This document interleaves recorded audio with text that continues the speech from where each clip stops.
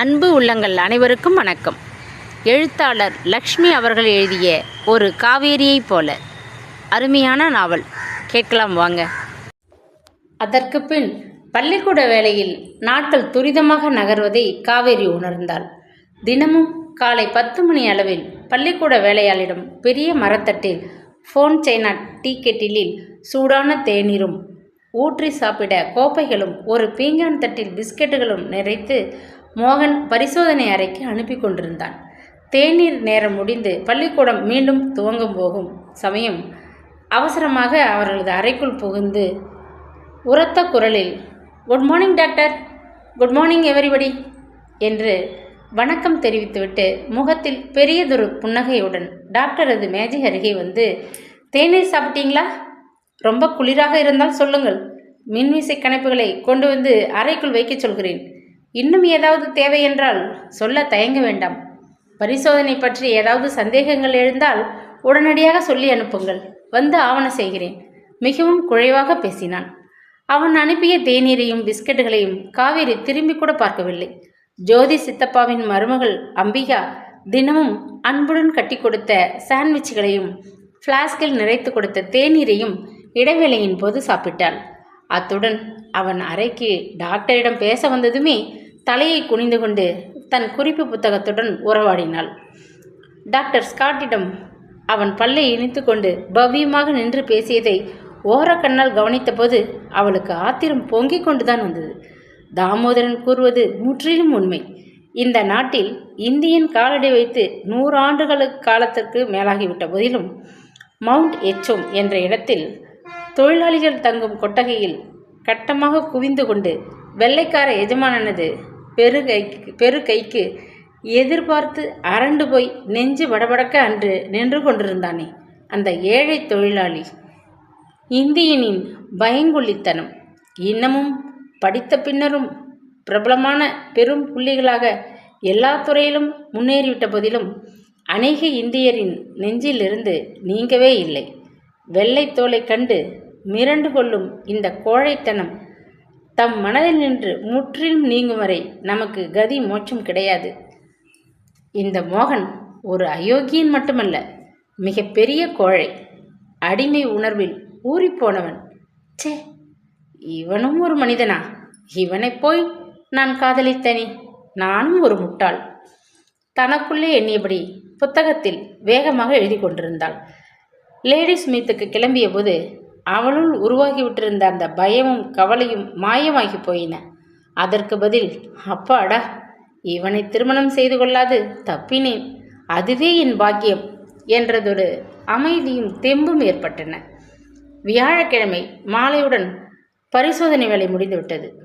வெள்ளிக்கிழமை காலை பள்ளிக்கூடம் வந்ததும் டாக்டர் ஸ்காட் மோகனுடன் பள்ளிக்கூட கட்டிடத்தை சுற்றி பார்வையிட்டு, வகுப்பு அறைகள் எத்தனை, ஜன்னல்கள் போதிவைகளாக உள்ளனவா, வெளிச்சம் தேவையான அளவு அறைக்குள்ளே கிட்டுகிறதா, கழிவறைகள் சுத்தமாக இருக்கின்றன, அங்குள்ள பிள்ளைகளுக்கு தேவையான அளவு விளையாட்டு மைதானம் உள்ளதா என்று பல குறிப்புகளையும் தமது அறிக்கையில் சேர்த்து கொண்டு கடைசியாக பிரின்ஸ்பால் அன்போடு வழங்கும் தேநீரையும் குடித்துவிட்டு கைக்குலுக்கி விடைபெற்று கொண்டு கிளம்பி விடுவார். அவருடன் நர்ஸுகளும் தங்கள் மூட்டையை கட்டி கொண்டு கிளம்ப வேண்டும். கடைத்தெருவுக்கோ உறவினர்களை பார்த்து பேசிவிட்டு வரவோ பொழுது இருக்காது என்று எண்ணிய காவேரி வியாழக்கிழமை மாலையே வீடு திரும்பும் முன் கடைத்தெருவுக்கு காரை ஓட்டினாள்.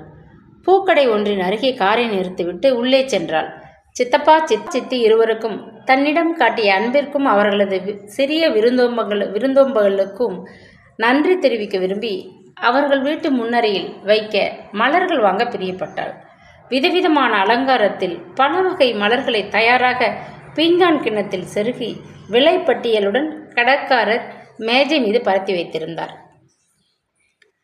காரினேஷன், கிளாடியோல்ஸ், ஜவ்வந்தி, ரோஜா மலர்களை கையில் விரித்து பிடித்திருக்கும் விசிறி போல அழகான ஒரு பீங்கான் கிண்ணத்தில் செருகி கிண்ணத்தின் முன்னால் ஒரு வண்ண ரிப்பனை வளைத்து பட்டாம்பூச்சி போல மடித்து கட்டியிருந்த மலர் அலங்காரம் அவளுக்கு மிகவும் பிடித்திருந்தது. அதை தேர்ந்தெடுத்து கடைக்காரர் கொடுத்த கார்டில் அன்புள்ள சித்தப்பா சித்திக்கு காவேரி நன்றியுடன் அனுப்பியது என்ற ஆங்கிலத்தில் எழுதி கையெழுத்து போட்டு மாலை 4 மணி அளவில் அவர்கள் வீட்டுக்கு அனுப்ப வேண்டும் என்று கடைக்காரரிடம் முகவரியையும் உரிய பணத்தையும் கொடுத்துவிட்டு வெளியேறினாள். அடுத்தபடியாக தெரிந்த பெரியதொரு கடைக்குள் புகுந்தாள்.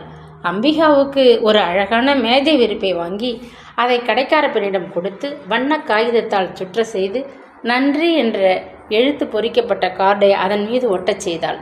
கையெழுத்திட்டு அதை எடுத்துக்கொண்டு வெளியே திரும்பியவளுக்கு சட்டென்று நினைவுக்கு வந்தது. அண்ணி சௌந்தரிக்கு ஏதாவது வாங்கி கொண்டு போக வேண்டுமே. வெளியூருக்கு போய் வந்ததும் பச்சை குழந்தையைப் போல ஆமாம் எனக்கு என்ன கொண்டு வந்த என்று வேடிக்கையாக கேட்டு மார்போடு தழுவி நெற்றி மீது முத்தமிட்டு வரவேற்பாளே. அன்னிக்கு மிகவும் பிரியமானது பாரிஸ் நாட்டு தயாரிப்பான சென்ட் வகைகள். அதில் ஏதாவது மறுபடி கடைக்குள்ளே வளைய வந்தாள். அன்னி சௌந்தரிக்கு பிடித்தமான ஒர்க் சென்ட் பாட்டில் ஒன்றை கொஞ்சம் அதிக விலை கொடுத்தே வாங்கினாள். அன்னிக்கு கொடுக்க விலையை பற்றி யோசிப்பது தவறு. அன்னி காட்டும் அன்புக்கு உலகத்தையே விலைக்கு வாங்கி தந்தால் கூட ஈடாகாதே என்று எண்ணியபடி மணிப்பரிசில் இருந்த பணத்தில் பெரும் பகுதியை கொடுத்து அந்த சென்ட் பாட்டிலை வாங்கி கொண்டாள். ஊருக்கு திரும்பி வர்றதுக்கு முன்னாடி ஜோதி சித்தப்பா இருக்கும் திருக்கோடியிலே தோட்டத்திலே மகாத்மா காந்திக்கு ஒரு சிலை எழுப்பியிருக்காங்களே, அந்த தோட்டத்து தரையில் சிக்யூ புல் வளர வச்சு அழகாக வெட்டி விட்டுருக்காங்களாம். உனக்கு அந்த வகை புல் பிடிச்சா சொல்லு, நம்ம வீட்டு முன் பக்கத்து தோட்டத்தில் அதை வளர வச்சுக்கலாம். சௌந்தரி அண்ணி அவள் புறப்படும் முதல் நாள் மாலை சொன்னது நினைவுக்கு வரவே காரை ஜோதி சித்தப்பா வசித்த தெருக்கொடிக்கு ஓட்டினாள். மகாத்மா காந்தியடிகள் அந்த நாட்டுக்கு வந்து சுதந்திர போராட்டத்திற்கு வித்து ஊன்றி மக்களை தட்டி எழுப்பிவிட்டு தாய் நாட்டிற்கு திரும்பிவிட்டார். அந்த நினைவை வலியுறுத்த அவருக்கு நன்றி தெரிவிக்கும் பாணியில் இந்திய மக்கள் அவருக்கு அங்கே ஒரு சிலை எழுப்பி அந்த இடத்தை ஒரு புனித ஆலயம் போல் அமைத்திருந்தனர். சிலையை சுற்றிலும் பரவியிருந்த தோட்டத்து தரை மீது சிக்கியூ புல் பசுமையாக படர்ந்திருப்பதை பார்த்து வியப்புடன் மெல்ல அதை கையால் தொட்டாள் காவேரி. பார்வைக்கு கோரையைப் போல் சற்று கடினமாக தென்பட்ட அந்த புல் கையால் தொட்டபோது வெல்வெட்டை வருடுவது போன்று எத்தனை மென்மையாக இருந்தது. வெளிப்பார்வையில் தெரிந்த தாமோதரனின் முரட்டுத்தனம் போல பார்வைக்கு கோரையாக தெரிந்த புல் அவனது மென்மையான அன்பு உள்ளத்தை மிருதுவாக திடீரென்று காவேரியின் கண்களில் நீர் புரண்டது. அவள் வாழ்க்கையில் எத்தனை ஒரு பெரிய தவறு செய்துவிட்டிருக்கிறாள். தாமோதரனை நன்றாக ஆரம்பத்திலேயே புரிந்து கொண்டிருந்தால், அன்னி மறுப்பு தந்திருந்தாலும், அவள் ஒரே பிடிவாதமாக இருந்திருந்தால் மோகனால் அவளுக்கு அவமானம் வந்திருக்காது. அவள் தாமோதரன் மனைவியாகி சகல வசதிகளுடன் அன்பான கணவனுடன் சுகமாக வாழ்ந்து கொண்டிருப்பாள். அரியதொரு வாய்ப்பை ஏற்க தெரியாது அழகுக்கு மயங்கி ஒரு அடிமையை காதலித்து அவனால் கைவிடப்பட்டு தாமோதரன் மனதை அவள் புண்படுத்திவிட்டது பெரும் தவறு, மன்னிக்க முடியாத குற்றம். கன்னத்தில் வழிந்த கண்ணீரை துடைத்து கொண்டு கடிகாரத்தை பார்த்தாள். ஐயோ, இத்தனை நேரம் நர்ஸ் ஜெயா லேடி சுமித்தை விட்டு போயிருப்பாளே என்ற நினைப்பிலே அரண்டு போனாள். சித்தப்பா வீட்டிற்கு விரைந்தாள். சித்தப்பா வீட்டவர்களிடம் விடைபெற்று கொண்டு அம்பிகாவுக்கு தெரியாது அவளது படுக்கை அறை மேஜை மீது பரிசு பொட்டலத்தை வைத்துவிட்டு தன் பெட்டியை கார் டிக்கியில் வைத்து பூட்டிக் கொண்டு அவள் உடனடியாக கிளம்ப வேண்டும். வழியில் மறக்காமல் பெட்ரோல், எண்ணெய் இத்தியாதிகளை காருக்கு போட்டுக்கொண்டு நிதானமான வேகத்தில் மாலை 4 மணிக்குள் டர்பன் போய் சேர்ந்து விட வேண்டும். நேரே தலைமை அலுவலகத்திற்கு போய் பரிசோதனை அறிக்கை, லாக்புக் எல்லாவற்றையும் ஒப்படைத்துவிட்டு 4 நாட்கள் வெளியூரில் தங்கியதற்கு அளிக்கப் போகும் போக்குவரத்து செலவுத்தாளை பூர்த்தி செய்து தலைமை அதிகாரியிடம் கொடுத்துவிட்டு கவர்மெண்ட் காரேஜில் காரை கொண்டு போய் நிறுத்திவிட்டு தன் பெட்டியை தூக்கி கொண்டு நர்ஸ் நளினியின் காரில் ஒரு லிஃப்ட் வாங்கி கொண்டு வீடு போய் சேர வேண்டும். இருட்டிய பின் கவர்மெண்ட் காரை டாக்டரோ நர்ஸுகளோ சாலையில் ஓட்டக்கூடாது என்பது சட்டமாயிற்றே. அதனால்தான் அவள் சிறிதும் தாமதிக்கக்கூடாது, கிளம்ப வேண்டும் என்ற கவலையில் அவசரப்பட்டாள். சித்தி வற்புறுத்தியும் அவளால் பகல் உணவுக்கு அங்கே தங்க இயலவில்லை. தொலைதூரம் அவள் போக வேண்டியது போல எண்ணி சித்தி ஒரு பெரிய பிளாஸ்டிக் டப்பா முழுவதையும் சாண்ட்விச்சுகளால் நிறைத்து விட்டிருந்தாள். குடிக்க ஒரு பாட்டிலில் நீரும் ஃப்ளாஸ்கில் சூடான காஃபியும் நிறைத்து கூடைக்குள் வைத்து அம்பிகா அத்துடன் தன் கையால் பின்னிய ஸ்வெட்டரையும் கொண்டு வந்து காரில் ஏற்றினாள். சித்தப்பாவும் அவர் மகனும் கடையை கவனிக்க புறப்பட்டு போய்விட்டிருந்தனர். காலையில் போகும் முன்பே சித்தப்பா அவள் ஊருக்கு எடுத்து போக ஒரு கூடை மாதுளம்பழங்களை தயாராக கட்டி வைத்துவிட்டு தமது பரிசாக அவள் உபயோகிக்க கோட்டேல் கம்பளம் ஒன்றையும் வைத்துவிட்டு போயிருந்தார். அன்பையும் பரிசுகளையும் கொடுத்து அவளது உணர்வுகளை திணறச் செய்து பிரியா விடை கொடுத்து அனுப்பிய ஜோதி சித்தப்பா வீட்டவர்களுக்கு பை பை சொல்லிவிட்டு அவள் காரில் அமர்ந்து அதை வேகமாக செலுத்தினாள். லேடி ஸ்மித்திலிருந்து கொண்டு வந்த பரிசு பொருட்களையும் பெட்டியையும் வாயில் முன் இறக்கிவிட்டு நளினிக்கு நன்றி தெரிவித்தபடி கேட்டை திறந்து கொண்டு உள்ளே நுழைய திரும்பியவள் திடுக்கிட்டு போனாள். குளிர்கால பொழுதானதால் வராந்தாவில் இருந்த விளக்கை சீக்கிரமாகவே எரிய விட்டிருக்கிறார்கள். ஆனால் ஜன்னல் கதவுகளை ஏன் அடைத்திருக்கிறார்கள்? வீட்டில் யாரும் இல்லையா? நெஞ்சு படபடக்க லீனா என்று ஓங்கி குரல் கொடுத்தாள். பின்பக்கத்து தோட்டத்திலிருந்து அவர்களது ஆப்பிரிக்க வேலைக்காரி தன் அரைக்கதவை திறந்து கொண்டு ஓடி வந்தாள். அவளது பெட்டியையும் ஜாமான்களையும் தூக்கி கொண்டே பரபரப்புடன் ஜூலுவில் பேசினாள். சின்ன எஜமானி பெரிய எஜமானிக்கு உடம்பு முடியலை, ஆஸ்பத்திரிக்கு அழைத்து கொண்டு போயிருக்காங்க. சௌந்தரி அன்னைக்கு உடம்பு முடியலையா? எந்த ஆஸ்பத்திரியில்? எப்பொழுது அனுமதிச்சாங்க? சின்ன அண்ணி ட்ரங்கால் போட்டு சொல்லியிருக்க கூடாதா? ஐயோ, அவங்களுக்கு ஒன்றும் ஆயிடக்கூடாது. கடவுளே! மார்பு வேகமாக துடிக்க கால்கள் தள்ளாட நின்றாள். அப்பொழுது பக்கத்து வீட்டு பெண் தோட்டத்திற்குள் ஓடி வந்தாள். அக்கா, உங்கள் சின்னண்ணி வீட்டு சாவியை எங்கள் அம்மா கிட்ட கொடுத்துட்டு இப்போ தான் சித்த முன்னே செயின்ட் ஏடன்ஸ் ஆஸ்பத்திரிக்கு உங்கள் பெரியண்ணியை காரில் கூட்டிக்கிட்டு போனாங்க. டாக்டர் வந்து பார்த்துட்டு ஹார்ட் கேஸ், உடனே ஆஸ்பத்திரிக்கு போகணும்னு சொன்னாராம் என்றாள். மாரடைப்பா? சௌந்தரி அன்னைக்கு மறுபடியும் ஒரு மாரடைப்பா? கலங்கி போன காவேரி பக்கத்து வீட்டு பெண் நீட்டிய சாவியை வாங்கி கொண்டு தேங்க்யூ என்றாள். கதவை திறந்து உள்ளே சென்றவளுக்கு வீடு வெறுமையாக இருக்கும் தோற்றமே மனதை கலவரப்படுத்தியது. தாங்க முடியாத ஒரு துயரம் அவளுக்கு ஏற்பட போகிறது என்ற உள்ளுணர்வின் உந்தலால் காவேரி விக்கி விக்கி அழுதாள்.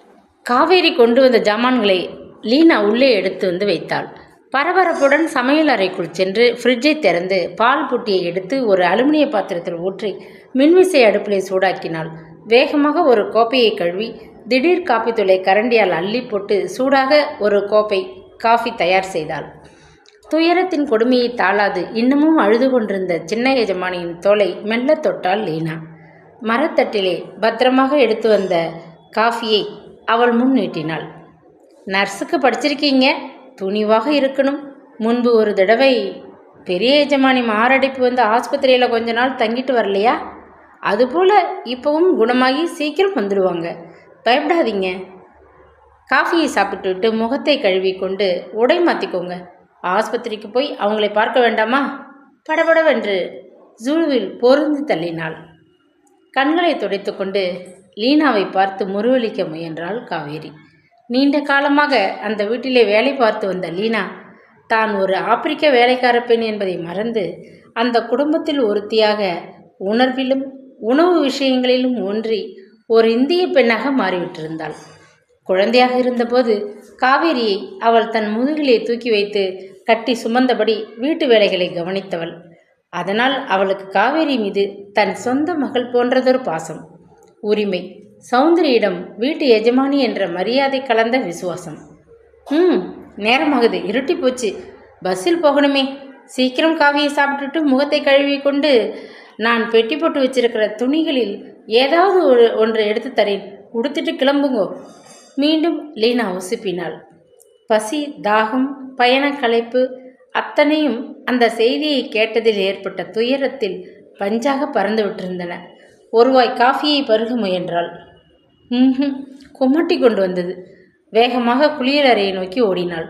முகத்தை கழுவி அவள் முடியை சீராக்கி கொண்டு வருவதற்குள் லீனா அவள் அணிந்து செல்ல தான் துவைத்து காய வைத்து பெட்டி போட்டு சீராக பீரோவில் அடுக்கி வைத்திருந்த உடைகளிலிருந்து ஒரு ஃப்ராகை எடுத்து வந்து கொடுத்தாள். நாற்காலி கை மீது கிடந்த அவளது பச்சை வண்ண ஜெர்ஜி கோட்டையும் எடுத்து கொண்டு வந்து விரைந்து கொடுத்தாள். ஹேண்ட்பேக்கை மறக்காமல் எடுத்துக்கோங்கோ, நினைவுறுத்தியபடி வாயில் வரை ஓடி வந்து வழி அனுப்பி வைத்தாள். சில நிமிடங்களில் காவேரி பஸ் நிலையத்தை அடைந்து விட்டாள்.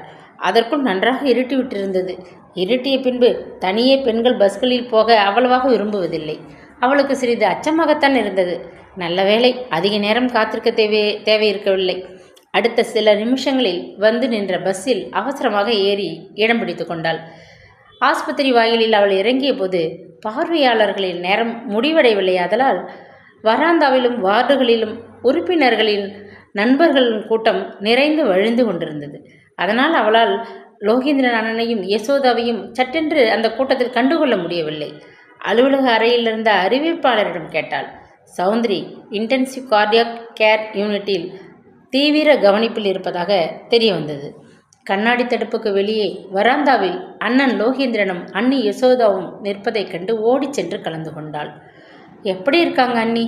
காவேரி மெல்லிய குரலில் கேட்டாள். யசோதாவின் பதிலில் எரிச்சல் துணித்தது. இந்த இடத்திலே கொண்டு வந்து சேர்த்திருக்காங்கன்னா ரொம்ப கடுமையான கேஸுன்னு அர்த்தம். கார்டியாக் மானிட்டர், பிராணவாயு குழல், ஊசி மருந்துன்னு உள்ளே தடபுடல் படுது. ஸ்பெஷலிஸ்ட் இப்போ தான் வந்துட்டு போயிருக்கார். அதனால் படுக்கையை சுற்றி ஸ்க்ரீன் வேற போட்டுட்டாங்க. எனக்கு என்ன தெரியும்? நீ தான் நர்ஸ், இதை பற்றி உனக்கு என்னை விட அதிகம் தெரியும். அடிக்குரலில் முணுமுணுத்தாள். அன்று இரவு டர்பன் சிட்டி ஹாலில் நடக்கவிருந்த ஒரு நடன நிகழ்ச்சிக்கு தன் கணவனுடன் சென்று கலந்து கொள்ள அவள் ஏற்கனவே டிக்கெட்டுகள் வாங்கியிருந்தாள். மாதத்திற்கு ஒருமுறை எங்கேயாவது அவள் தன் கணவனுடன் பார்ட்டிகளிலும் மால்களிலும் நடனமாட புறப்படுவது வழக்கம். சௌந்தரிக்கு திடீரென்று மாரடைப்பு வந்து அவள் எதிர்பார்ப்பில் மண் விழுந்து விட்டதை எண்ணி அவள் ஆத்திரத்தில் புகைந்து கொண்டு அலுப்புடன் நின்றாள். ஒரு ஆப்பிரிக்க நர்ஸ் படுக்கையை சுற்றியிருந்த ஸ்கிரீனை நகர்த்திய போது கண்ணாடி தடுப்பருகே சென்று காவேரி அதன் ஊடே பார்த்தாள். சௌந்தரி அண்ணி நினைவின்றி கட்டிலின் மீது தலையணை உயரத்தில் சாய்ந்த வாக்கில் கிடந்தாள். மூக்கு வழியே பிராணவாயு குழாயும் தலைமாட்டருகே கார்டியாக் மானிட்டரும் காணப்பட்டன. டாக்டர்களும் நர்ஸுகளும் அறைகளுக்குள் பரபரப்புடன் வளைய வந்து கொண்டிருந்தனர். பார்வையாளர் யாரும் உள்ளே அனுமதிக்கப்பட மாட்டார்கள் என்பது அவளுக்கு தெரியும். அண்ணியின் கன்னத்தை தொட்டு, அண்ணி நான் வந்திருக்கேன், சீக்கிரம் குணமாகி வீடு வந்து சேர்ந்துடுவீங்க, பயப்படாதீங்க என்று கூற வேண்டும் போன்றதொரு தவிப்பு அவளுக்கு. அதன் இயலமையால் ஏற்பட்ட துயரம் கண்களில் நீராக பொங்க பெருமூச்சுடன் அவள் வராந்தாவின் மறுபக்கம் நடந்தாள். இப்போது நீ இங்கே இருந்து பார்த்துவிட்டு என்ன சொல்கிறாங்கன்னு கேட்டுட்டு வா. கார் வேணும்னா டெலிஃபோன் பண்ணு, அண்ணன் வந்து அழைச்சிட்டு போவார். நான் போய் வீட்டை கவனிக்கணும். அண்ணன் கடையை அப்படியே ஆள்காரங்க கிட்ட விட்டுட்டு வந்திருக்கிறார். போட்டது போட்டபடியே கிளம்பி வந்திருக்கும். அதனால் ரொம்ப நேரம் இங்கே நின்றுட்டு இருக்க முடியாது என்று கூறிவிட்டு யசோதா தன் கணவனின் பதிலுக்கு கூட காத்திராது வேகமாக வெளியேறிவிட்டாள். மனைவியின் பேச்சுக்கு அடங்கியவனாக லோகேந்திரனும் கிளம்பிவிட்டான். வீட்டை நிர்வகித்து அவர்கள் எல்லோரையும் அன்னையைப் போல அரவணைத்து கொண்டிருந்த சௌந்தரியை பற்றி அவர்கள் இருவருக்கும் அக்கறை அவ்வளவுதான். கோபமும் வெறுப்புமாக அவர்கள் போன திக்கையே வெறித்து பார்த்து கொண்டு வெகு நேரம் காவேரி நின்றாள். மனைவி வந்த பிறகு சின்னண்ணன் ரொம்பவும் மாறிவிட்டார், ரொம்ப சுயநலக்காரராகிவிட்டாரே என்ற வேதனையுடன் அருகில் இருந்த வார்டு ஒன்றில் நுழைந்து மேலும் கீழும் நடந்தபடி நேரத்தை போக்கிக் கொண்டிருந்தாள். பார்வையாளர் நேரம் முடிந்துவிட்டதன் அறிகுறியாக மணி ஒலித்தது. தீவிர கவனிப்பு பகுதிக்கு அவள் மீண்டும் விரைந்து வந்தாள். ஸ்பெஷலிஸ்ட் போய்விட்டார். உதவி டாக்டர் கையில் வைத்திருந்த கேஸ் ஷீட்டை படுக்கையின் காலடியில் தொங்கவிட்டு நர்ஸிடம் ஏதோ சொல்லிவிட்டு வெளியே வருவதை கண்டதும் வேகமாக அவரை அணுகினாள். எக்ஸ்கியூஸ் மீ டாக்டர், நான் ஸ்டேட் ஹெல்த் டிபார்ட்மெண்ட்டை சேர்ந்த ஒரு நர்ஸ். உள்ளே படித்திருப்பது என் அண்ணி. அவங்க உடம்பு நிலை எப்படி இருக்குன்னு மேலே பேச முடியாது எச்சிலை விழுங்கி கொண்டாள். நீங்களே ஒரு நர்ஸ், இந்த நோயை பற்றி ஓரளவு தெரிந்திருக்கும். முன்னமையே ஒரு தடவை இவங்களுக்கு மாரடைப்பு வந்திருக்கு. இது 2வது முறை. கவலைக்கிடமான நிலையில்தான் இருக்காங்க. 48 மணி நேரத்துக்கு பிறகுதான் எதுவும் சொல்ல முடியும் என்று கூறிவிட்டு முருவளித்தார். உதட்டை நாவால் ஈரப்படுத்தி கொண்டு விழித்த காவேரியை பரிதாபமாக பார்த்த டாக்டர், நீங்கள் கவலைப்படுவதில் அர்த்தமில்லை. இருதய நோய் தீவிர கவனிப்பு பகுதியில் உங்கள் அண்ணியை நன்றாகவே கவனித்துக் கொள்கிறோம். ஸ்பெஷலிஸ்ட் மறுபடி ராத்திரி 10 மணிக்கு மேல் ஒரு தடவை பார்த்துவிட்டு போவதாக சொல்லியிருக்கார். சிகிச்சை அளவில் எந்த குறையும் இருக்காது, அதனால் நம்பிக்கையோடு இருப்போம் என்று கூறிவிட்டு வேறு ஒரு நோயாளியை கவனிக்க விரைந்து விட்டார். அவளையும் மீறி கன்னத்தில் கோடிட்ட கண்ணீரை துடைத்து கொண்டு அவள் பார்வையாளர்கள் கூட்டத்துடன் கலந்தபடி வாயிலை நோக்கி நடந்தாள். அண்ணன் கடையை மூடிவிட்டு வர இன்னும் நேரம் அதிகம் இருந்தது. அதனால் கடைக்கு ஃபோன் செய்தால் காரை எடுத்துக்கொண்டு ஒரு நடை வந்து போவார். இந்த இருட்டில் தனியாக அவள் பஸ்ஸில் எப்படி போக முடியும்? எண்ணியபடி பொது உபயோகத்திற்காக அமைக்கப்பட்டிருந்த தொலைபேசி அருகே சென்றாள். ஹலோ, பழக்கமான குரல் அவளை திடுக்கிடச் செய்தது. மெடிக்கல் வார்டில் என் சிநேகிதன் ஒருவன் முட்டி வீக்கம் படுத்திருக்கான். அவனை பார்க்க வந்த இடத்தில் உங்கள் அன்னிக்கு மாரடைப்பு வந்து இன்டென்சிவ் கேர் யூனிட்டில் இருப்பதாக தெரிந்தது. நம்ம இந்தியர்களை பற்றி கேட்கணுமா? யாருக்காவது ஏதாவது நேர்ந்து விட்டால் அது ஒரு நொடியில் தீப்போல் பரவிவிடுமே. அதுவும் உங்கள் குடும்பம் கொஞ்சம் பிரபலமான குடும்பம். உங்கள் அண்ணி மாதர் சங்கத்திலே உறுப்பினர். கேட்கணுமா? அவங்களுக்கு உடம்பு முடியலைங்கிற சங்கதி ஆஸ்பத்திரி முழுவதும் தெரிந்து விட்டுருக்கு. உள்ளே அனுமதிக்க மாட்டாங்களே, அதனால் கண்ணாடி வழியாக சித்தை எட்டி பார்த்துட்டு வெளியே வந்து கொண்டிருக்கேன். பேசியபடி அருகே வந்து நின்றான் தாமோதரன். அவனது கையை பற்றி கொண்டு, தாமு, எங்கள் அண்ணி பிழைப்பாங்களா சொல்லுங்க என்று கூறி அழ வேண்டும் போன்றதொரு துயரம் நெஞ்சை அடைப்பதை உணர்ந்தாள். கண்களில் வழிந்த கண்ணீரை துடைத்து கொள்ள அவள் தன் கைக்குட்டையை தேடி தடுமாறுவதைக் கண்டு அவன் சட்டென்று தன் கோட்டு பையில் இருந்த தனது சுத்தமான கைக்குட்டையை எடுத்து அவளிடம் நீட்டினான். என்ன இப்படி மனதை குழப்பிக் கொண்டு சிறுபிள்ளையைப் போல? சேச்சே, நர்ஸ் வேலை செய்கிற உனக்கு நிறைய தைரியம் இருக்கணும். அன்புடன் கடிந்து கொண்டான். அவனது அருகாமை அது சமயம் அவளுக்கு எத்தனை பெரிய ஆறுதலாக இருந்தது. அவனது கைக்குட்டையால் கண்ணீரை துடைத்து கொண்டு அதை அவனிடம் சட்டென்று திருப்பி கொடுத்தாள். தேங்க்யூ. அண்ணாவுக்கு ஃபோன் செய்ய வந்தேன். பெரியண்ணி என்னை பொறுத்தவரை தாய் போல, அதனால் தாங்க முடியவில்லை. வெட்கத்துடன் வேறு பக்கம் திருப்பி கொண்டாள். உனக்கு ஆட்சேபனை இல்லைன்னா என் காரில் உன்னை அழைத்து கொண்டு போய் வீட்டில் விட்டுறேன். எதிர்பக்கத்திலே காரை நிறுத்தி வச்சிருக்கேன். இங்கேயே நின்று கொண்டிரு, நான் போய் ஓட்டி கொண்டு வருகிறேன் என்று அவளிடம் மறுப்பை எதிர்பார்க்காது அவன் தெருவை கடந்து எதிர்பக்கத்து பாதை ஓரத்துக்கு நகர்ந்து விட்டான். சில்லென்று வீசிய குளிர்காற்றில் அவள் உடல் நடுங்கியது. டாக்டர் வைத்திருந்த 48 மணி நேர கெடுவை நினைத்து உள்ளம் பதறியது. கார் அவர்கள் வசித்த பகுதியை நோக்கி போகாது கடற்கரை பக்கமாக விரைவதைக் கண்டு திடுக்கிட்டு போனாள். இப்போ நாம் எங்கே? அவள் தடுமாறுவதைக் கண்ட தாமோதரன் உறக்க சிரித்தான். உன்னை நான் எங்கேயோ கடத்தி கொண்டு போகிறதாக பயந்துட்டியா? இப்போ நாம் பாரடைஸ் ரெஸ்டாரண்ட்டுக்கு போகிறோம். நீ லேடி சுமித்திலிருந்து வந்ததுலேருந்து இந்த செய்தி கிடைச்சிருக்கும். உடனே ஆஸ்பத்திரிக்கு புறப்பட்டு வந்திருப்ப. நீ பட்டினியாக இருக்கேன்னு உன் முகம் சொல்கிறதே. இப்போ நீ அனுபவிக்கிற வேதனையில் வீட்டுக்கு போய் சாப்பாட்டை சுட வச்சு சாப்பிட கஷ்டப்படுவ. அதனால் முதல்ல பசி அடங்க சீஸ் டோஸ்ட்டும் சூடாக காஃபியும் சாப்பிடு. பிறகு உன்னை வீட்டில் கொண்டு போய் விட்டுடுறேன். சின்ன குழந்தைக்கு பரிந்து உணவை ஊட்டுவது போல அவன் மேஜைக்கு எதிரே அமர்ந்து கொண்டு, முழுவதையும் சாப்பிடு. இந்தா காஃபியை குடி. 6 முன் குடி, கொஞ்சம் தெம்பு வரும். அண்ணியை பார்த்து கவலைப்படாதே. அவங்கள கவனிக்கிற அந்த வெள்ளைக்கார ஸ்பெஷலிஸ்ட் எனக்கு பழக்கமானவர். அவருக்கு நேரே ஃபோன் பண்ணி உனக்கு அப்பப்போ தெரியப்படுத்துகிறேன் ஆறுதலாக சொன்னான். ஆமாம், இந்த தாமோதரனுக்கு இன்னமும் அவள் மேல் அன்பு குறையவில்லையே. தன்னை ஏற்க மறுத்த குடும்பத்திற்கு உதவ நினைக்கும் அளவுக்கு இவனுக்குத்தான் எத்தனை ஒரு பெரிய மனம். வீட்டுக்குள் நுழைந்த போது யசோதா அடுப்படி அருகில் சாப்பாடு தயார் செய்து கொண்டிருந்தாள். எப்படி வந்தாள், யார் அழைத்து வந்தார்கள் என்று அவள் சிறிதும் கவலைப்படவே இல்லை. இரவு 10 மணி அளவில் ஃபோனில் தாமோதரன் அவளை அழைத்தான். ஸ்பெஷலிஸ்டிடம் பேசினேன். மாரடைப்பு கொஞ்சம் தீவிரமாகத்தான் இருக்கு. ஆனாலும் நல்ல வைத்திய கவனிப்பு இருப்பதால் நம்பிக்கையை இழப்பதற்கில்லை என்கிறார். கவலையை விட்டு தூங்கு. Good night. சுருக்கமாக பேசி முடித்தான். கணவன் வரவுக்காக காத்து அழுத்து போன யசோதா தூக்க கண்களுடன் முன்னறைக்கு வந்தாள். ஆமாம், ஸ்டோர் ரூமில் ஒரு சாக்கு மூட்டையை கொண்டு வந்து வச்சிருக்கியே, அதில் என்ன இருக்குது? லேடி ஸ்மித்திலிருந்து ஜோதி சித்தப்பா சௌந்தர்யா அன்னைக்கு சாப்பிட மாதுளம்பழங்கள் சில அனுப்பி வச்சிருக்கார். அவைகள் அந்த மூட்டையில் இருக்குது. Chilli stupid fruit. இதை ஒரு பெருசாக அவர் கொடுத்தார், அதை நீ தூக்கிக்கிட்டு வந்தியாக்கும். இந்த இந்தியக்காரர்களுடைய ரசனையே ரொம்ப வேடிக்கையானது. ஆப்பிளும் ஆரஞ்சும் பீச்சும் லீச்சும் அண்ணாச்சியும் மலிஞ்சு கிடக்கிற இந்த நாட்டில் உங்கள் பெரிய அன்னைக்கு மாதுளம் பழத்து மேலே மோகம். அதை அவங்க இப்போ சாப்பிடவா போகிறாங்க? நாளைக்கு முதல் வேலையாக எடுத்து குப்பை தொட்டி எடுக்க வரும் ஆட்களிலும் கொடுத்து விடு. யாருக்கு இந்த பழம் இங்கே வேணும்? கோபமாக பேசினாள். அசட்டையாக அபசகுணம் போல யசோதா பேசியதை கேட்டு அதிர்ந்து போனாள் காவேரி. ஒரு சமயம் அண்ணி திடுக்கிட்டு விழித்து எழுந்து உட்கார்ந்தாள் காவேரி. பொழுது விடிந்து வெகு நேரமாகி விட்டதை உணர்ந்து பரபரப்புடன் குளியல் அறைக்கு விரைந்தாள். சனி ஞாயிறு 2 தினங்களுக்கு பள்ளிக்கூட விடுமுறை நாட்கள். அவளுக்கு ஓய்வு நாட்கள். ஆனால் வீட்டில் தங்கியிருக்க வேண்டிய அந்த நாட்களிலும் அவளுக்கு அதிகப்படியான வேலைகள் இருந்தன. வாரம் முழுவதும் வீட்டை கவனிக்கும் பொறுப்பு தன் தலையில் சுமத்தப்பட்டு விட்டதாக அடிக்கடி பொறுமை கொண்டிருந்த யசோதா அந்த 2 நாட்களையும் தன்னுடைய ஓய்வு நாட்களாக்கி கொண்டு விட்டிருந்தாள்.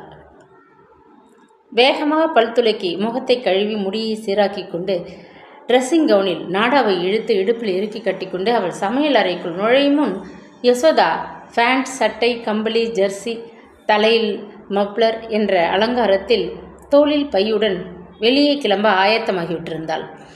இஞ்சி பூண்டு தைம் இலைகள் என்ற கலவை மணத்தை அறைக்குள் நிரப்பியபடி அருகில் இருந்த மேஜை மீது பீங்கான் கிண்ணத்தில் தக்காளி சட்னியில் கோலா உருண்டைகள் ஊறிக்கொண்டிருப்பதை கண்டாள்.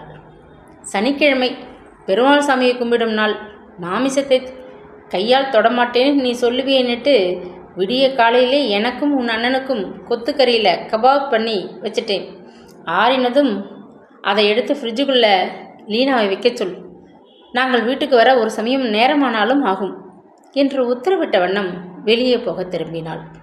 அதற்குள் பாதி வேலையை கடையை வேலையாட்கள் வசம் ஒப்படைத்துவிட்டு மனைவியை கூட்டிக் கொண்டு கடைத்தெருவில் விட காருடன் வந்து தெருவில் காத்து கொண்டிருந்த லோகேந்திரன் காரின் ஊதுகுழலை எரிச்சலுடன் அழுத்தி கொண்டிருந்தான். இதோ வந்துட்டே இருக்கேங்க. உரத்த குரலில் கூவியபடி யசோதா குதிகால் உயரமான காலணிகளில் பாதங்களை அவசரமாக திணித்து கொண்டு ஓட்டமும் நடையுமாக தோட்டத்தை கடந்து தெருவுக்குள் மறைந்து போனாள். அவளது செலவுக்கு என்று கணவன் வாரந்தோறும் 30 ராண்டுகளை தந்து கொண்டிருந்தான். அத்தனையையும் அவள் வெஸ்ட் ஸ்ட்ரீட்டில் இருந்த வெள்ளைக்காரர்கள் கடையில் உதறிவிட்டு வரத்தான் வேகமாக ஓடிக்கொண்டிருந்தாள். ஒவ்வொரு சனிக்கிழமையும் யசோதாவுக்கு காலை வேளையில் கடைத்தெருவை சுற்றி வலம் வருவது ஒரு பெரும் பொழுதுபோக்கு. இரவு தன் கணவனுடன் பின்னிரவு காட்சிக்கு சினிமாவுக்கு புறப்பட்டு விடுவாள். ஞாயிற்றுக்கிழமை அவள் காலை 10 மணிக்கு மேல்தான் எழுந்திருப்பது வழக்கம். பெரியண்ணன் உயிருடன் இருந்தபோது அவரிடமிருந்த பயத்தினால் அவள் தன் பழக்க வழக்கங்களை பகிரங்கப்படுத்தி கொண்டதில்லை. ஓரளவு மரியாதையுடன் பழக முயன்றாள். அவர் மறைந்ததும் ஓரகத்தி நோயாளியாகிவிட்டதும் கடையும் அந்த வீடும் லோகேந்திரனுக்கு சொந்தமாகிவிட்டதும் அவள் தன் சுய உருவத்தை பளிரென்று வெளிப்படுத்த துவங்கிவிட்டிருந்தாள். ஓரகத்தியை புழுவாக மதித்து உதாசீனப்படுத்தினாள். நாத்தனார் காவேரியை அவளுக்கு கட்டோடு பிடிக்கவில்லை. எவனையாவது கட்டிக்கொண்டு வீட்டை விட்டு கிளம்ப மாட்டாளோ இந்த மகராசி? நமக்கு பெரும் விலங்காக கழுத்தில் ஏற்றிவிட்ட கல் போல என்று பல முறை காவேரியின் காதுபட தன் கணவனிடம் கடுத்து கொண்டிருக்கிறாள். கர்வம், பொறாமை, ஆத்திரம் என்ற பல கெட்ட குணங்களுக்கும் இருப்பிடம் யசோதா என்ற அளவில் அவள் மிகவும் மாறிவிட்டிருந்தாள். அவளுடன் தனியே அந்த வீட்டில் சௌந்தரிய அண்ணி குணமாகி திரும்பும் வரை எப்படித்தான் சமாளிக்கப் போகிறோமோ என்று எண்ணி கவலையுடன் தெருவை நோக்கியிருந்த ஜன்னல் வழியே வெறித்து கொண்டு நின்றாள் காவேரி. நான் டீ கெட்டிலை போடுறேன், ரொட்டியை சுட்டு மேஜை மேல் தயாராக வைக்கிறேன். நீங்கள் சீக்கிரம் குளிச்சுட்டு ஆஸ்பத்திரிக்கு போக தயாராகுங்க. உங்கள் பெரியண்ணி எப்படி இருக்காங்கன்னு போய் பார்த்துட்டு வர வேண்டாமா? உள்ளே லீனா கேட்டாள். அவளுக்கு வீட்டு எஜமானியை பற்றி இருந்த அக்கறை நெருங்கிய உறவினலான யசோதாவுக்கு இல்லையே. சின்ன எஜமானி இன்னைக்கு கடைக்கு போவது அவசியமா? ஓரகத்தியை பற்றி கொஞ்சம் கூட கவலைப்படாமல் ஊர் சுத்த கிளம்பிட்டாங்களே. சே, நான் இப்படி ஒரு பெண்ணை பார்த்ததில்லை. உங்கள் வீட்டுக்கு வேலைக்கு வரும் முன் ஒரு வெள்ளைக்காரர் வீட்டில் வேலை பார்த்தேன். அந்த குடும்பத்தினரும் ரொம்ப ஒற்றுமையாக இருந்தாங்க. வெள்ளையரை விட இந்தியர்கள் குடும்ப பாசம் அதிகம் உள்ளவங்கன்னு என்கிறார்களே. ஆனால் இங்கே அதை காணலையே. இது மாதிரி எங்கள் இனத்தில் நடக்கவே நடக்காது. வீட்டுக்கு பெரியவளை இளைய பெண்கள் ரொம்ப மரியாதையாக நடத்துவாங்க. இப்படி ஒரு அசட்டை பண்ணினா ஒரு கொலையே விழுந்துவிடும். அப்படி எங்கள் ஆண்கள் கோபம் கொண்டு விடுவாங்க என்று பெருமூச்செறிந்தபடி ஆங்கிலமும் ஜூலுவும் கலந்த மொழியில் படபடத்தாள் லீனா. இதையெல்லாம் விட்டு தள்ளு, வீட்டை கவனிச்சுக்கோ, நான் சீக்கிரம் கிளம்புறேன் என்றாள் காவேரி. நீங்கள் இன்னைக்கு சமையலை பற்றி கவலைப்படாதீங்க. உங்களைப் போல சமைக்க பெரிய எஜமானி கற்றுக் கொடுத்துருக்காங்களே. சாதம் அடித்து, ரசம் வச்சு, அப்பளம் பொரித்து வைக்கிறேன். வீட்டை சுத்தப்படுத்தி, துணி துவைச்சி, காய வச்சு, பெட்டி போட்டு அலமாரியில் அடுக்கி விடுறேன். அமைதியாக கடவுளை வேண்டிக்கிட்டு நீங்கள் ஆஸ்பத்திரி போயிட்டு வாங்க, ஆறுதலாக சொன்னாள். நன்றி உணர்வில் உள்ளம் கரைந்து போனாள் காவேரி. தேங்க்யூ லீனா. உன்னைப் போல ஒரு வேலையாள் ஊர் முழுவதும் தேடினாலும் கிடைக்காது. அதுவரை நாங்கள் ரொம்ப பாக்கியசாலி என்று புகழ்ந்துவிட்டு வெளியே கிளம்ப ஆயத்தம் செய்யலானாள். இன்டென்சிவ் கேர் யூனிட்டில் இருந்த சௌந்தரியை அருகில் அவளால் போக முடியவில்லை. வெளியில் இருந்தபடி கண்ணாடி தடுப்பு வழியே இன்னமும் மயக்கமாக படுத்திருந்தவளை பார்த்துவிட்டு வராந்தாவில் மேலும் கீழும் நடந்தபடி தவித்து கொண்டிருந்தாள். அது சமயம் வெளியே வந்த அந்த யூனிட்டின் நர்ஸ் காவேரிக்கு தெரிந்தவள். அருகில் வந்து அவளது கரத்தை ஆதரவுடன் பிடித்து அமுக்கினாள். காலையில் ஸ்பெஷலிஸ்ட் வந்திருந்தார். நேற்று இருந்ததை விட இப்பொழுது தேவலை என்று திருப்தி தெரிவித்துவிட்டு போயிருக்கார். கவலைப்படாதே, குணமாகி வீட்டுக்கு வந்துடுவாங்க என்று அடிக்குரலில் ஆறுதல் சொல்லிவிட்டு உள்ளே போய்விட்டாள். நம்பிக்கையும் சந்தேகமும் மாறி மாறி மனதை குழப்ப கவலையுடன் அவள் வெகுநேரம் வராந்தாவிலே ஒரு தூண் மீது சாய்ந்து கொண்டு நின்றாள். பின்னர் வேறு வழியின்றி வீட்டுக்கு கிளம்பினாள்.